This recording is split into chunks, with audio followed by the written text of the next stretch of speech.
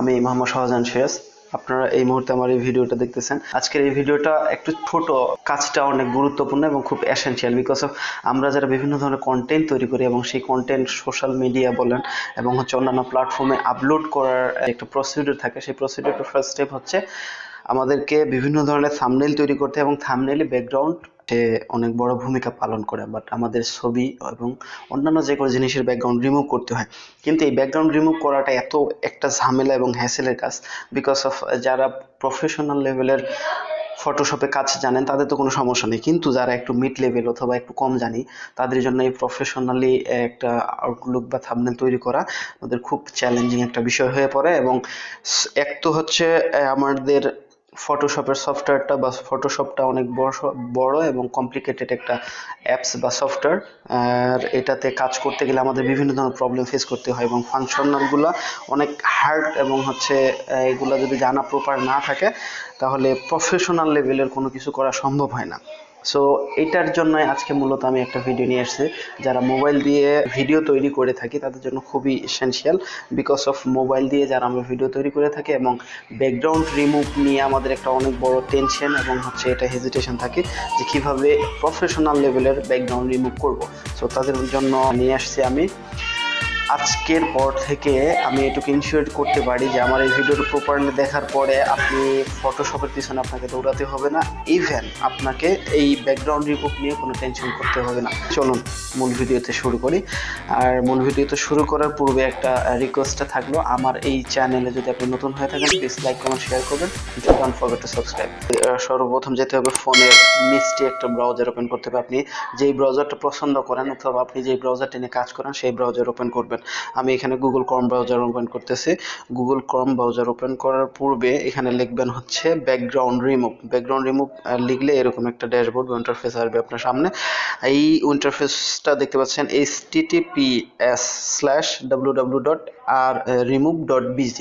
এই ওয়েবসাইটে আপনি ক্লিক করবেন। ক্লিক করার পরে জাস্ট 1 সেকেন্ডের মতো সময় নেবে। 1 সেকেন্ডের মতো অলরেডি চলে আসবে। দেখতে পাচ্ছেন এইরকম একটা ইন্টারফেস বা হচ্ছে ড্যাশবোর্ড আপনার সামনে আসবে। এখন এখানেই হচ্ছে আপনার মূলত কাজ। অ্যান্ড এটা একটা জিনিস বলে নিই এর ফাঁকে, সেটা হলো এটা সিকিউর এবং সেফ, বিকজ অফ এটা হচ্ছে ফটোশপেরই একটা অনলাইন ভার্সন। সো এটা কাজ করবেন কিভাবে, এই যে আপলোড ইমেজ দেখতে পাচ্ছেন, এখানে আপলোড ইমেজে ক্লিক করবেন। আপলোড ইমেজে ক্লিক করার পরই হচ্ছে আপনারা এখানে দেখতে পারবেন আপনার পছন্দ মতো ব্রাউজার ইউজ করতে পারবেন এবং আপনার যে কোনো একটা ফটো সিলেক্ট করবেন। মনে করেন যে আমি এই ফটোটা সিলেক্ট করব বা এই ফটোটা সিলেক্ট করলাম।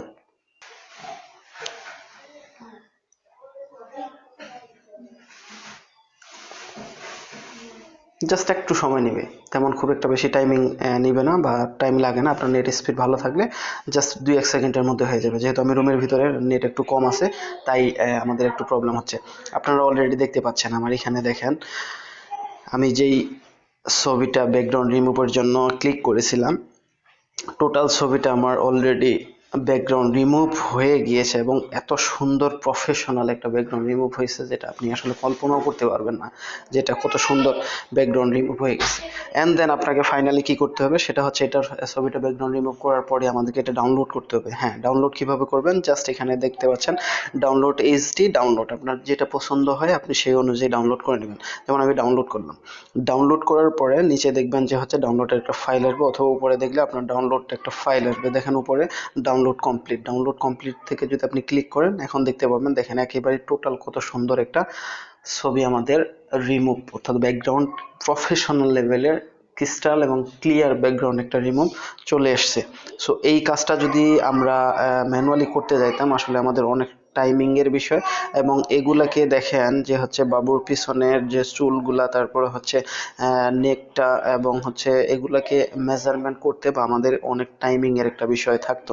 অ্যান্ড এটাতে আরেকটা প্লাস পয়েন্ট হচ্ছে, সেটা এখানে আপনি চাইলে প্রিভিউ করে দেখতে পারবেন। সো এই ছিল মূল ভিডিও। আপনারা যদি আমার এই ভিডিও ভালো লাগে প্লিজ লাইক কমেন্ট শেয়ার করবেন, and don't forget to subscribe. Stay safe, stay happy.